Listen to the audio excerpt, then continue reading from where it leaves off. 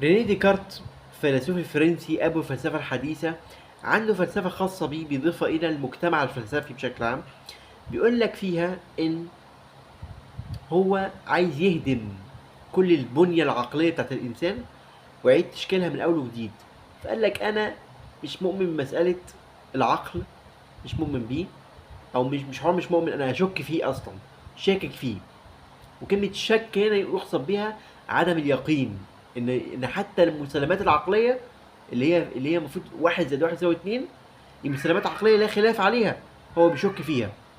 هو قال لك إن أنا عايز اعمل بنيه خاصه بي انا، تكون بيور 100% صح، تكون صحيحه بنسبه 100%، وتكون مبنيه على الشك في الاساس. اني اهدم كل المبنى، اهدمه كله من اوله لاخره، واجيب عليه واطيه، وابتدي ابنيه من اول وجديد من الصفر، عشان يطلع مبنى متين الاساس. فبمعنى صح قال لك ان انا هشك في الحواس، وهشك في الوعي، وهشك في المسلمات العقليه. ففي الحواس قالك مثلا انا ايه، لو حطيت المعلقه جوه كوبايه الميه هلاقي المعلقه دي متنيه، وبالتالي تني المعلقه دي دليل على ان المعلقه الحواس تخدعنا، حاسه البصر بتخدعنا بسبب انكسار الضوء مثلا. قال لك مثلا انا هشك في المسلمات العقليه، يعني 2 زائد 2 يساوي 4، المعلومه دي مشكوك فيها.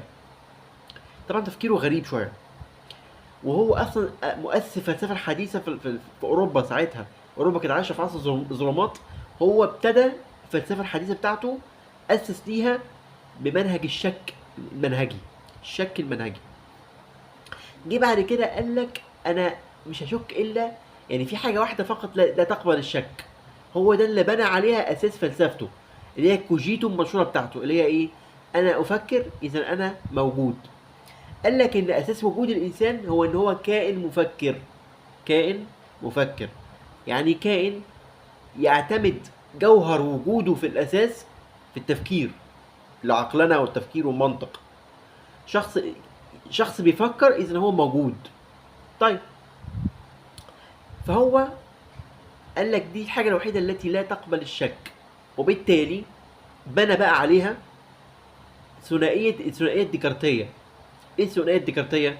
اللي هي ثنائيه العقل مع الجسد.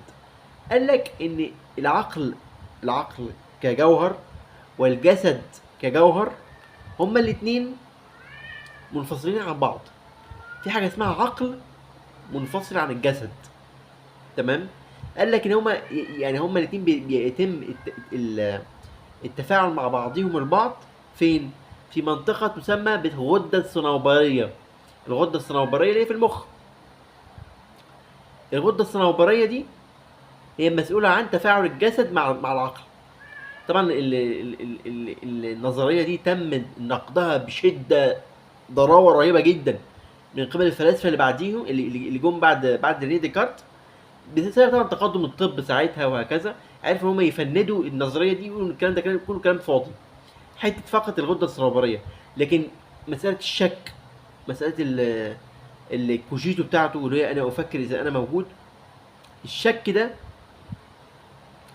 فلسفه رهيبه جدا، خلقت يعني ثوره ساعتها في اوروبا في مجال الفلسفه. طيب، ايه بقى وجهه نظري انا في الموضوع ده؟ محمد حسنشتاين ادلي بدلوي، ايه وجهه نظري في فلسفه رينيه ديكارت؟ هرد عليك اكمل بفيديو تاني.